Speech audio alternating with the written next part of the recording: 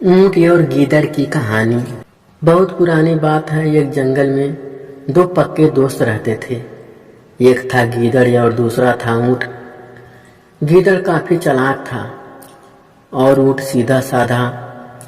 ये दोनों दोस्त घंटों नदी के पास बैठकर अपना सुख दुख बांटते थे। एक दिन गुजरते गए और उनकी दोस्ती गहरी होती गई। एक दिन किसी ने गीदड़ को बताया कि पास के खेत में पके हुए तरबूज हैं। यह सुनते ही गीदड़ का मन ललचा गया, लेकिन वो खेत नदी पार था। अब नदी को पार करके खेत तक पहुंचना उसके लिए मुश्किल था। इसीलिए वो नदी पार करने की तरकीब सोचने लगा। सोचते सोचते ऊंट के पास चला गया। ऊंट ने दिन के समय गीदड़ को देखकर पूछा, मित्र तुम यहाँ कैसे? हम तो शाम को नदी किनारे मिलने वाले थे। तब गीदड़ ने बड़ी ही चालाकी से कहा, देखो मित्र, पास के ही खेत में पके तरबूज हैं। मैंने सुना है तरबूज बहुत मीठे हैं। तुम उन्हें खाकर खुश हो जाओगे, इसीलिए तुम्हें बताने चला आया।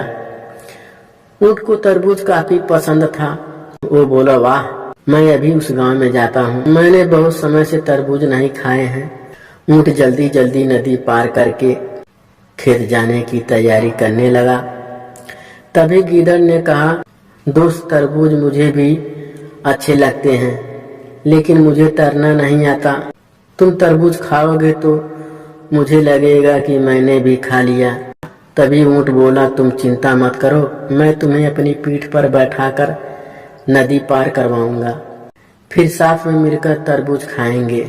ऊंट ने जैसा कहा वैसा ही किया। खेत में पहुंचकर गीदड़ ने मन भरकर खरबूज खाए और खुश हो गया। खुशी के मारे वो जोर जोर से आवाजें निकालने लगा।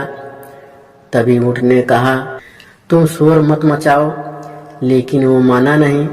गीदड़ की आवाज सुनकर किसान डंडे लेकर खेत के पास आ गया। गीदड़ चालाक था, इसीलिए जल्दी से पेड़ों के पीछे छुप गया। ऊंट का शरीर बड़ा था, इसीलिए वो छुप नहीं पाया। किसानों ने गुस्से के मारे उसे बहुत मारा। किसी तरह अपनी जान बचाते हुए ऊंट खेत के बाहर निकला। तभी पेड़ के पीछे छुपा गीदड़ बाहर आ गया। गीदड़ को देखकर ऊंट ने गुस्से में पूछा, तुम क्यों इस तरह चिल्ला रहे थे? गीदड़ ने कहा कि मुझे खाने के बाद चिल्लाने की आदत है, तभी मेरा खाना पचता है। इस जवाब को सुनकर ऊंट को और गुस्सा आ गया। फिर भी वो चुपचाप नदी की ओर बढ़ने लगा।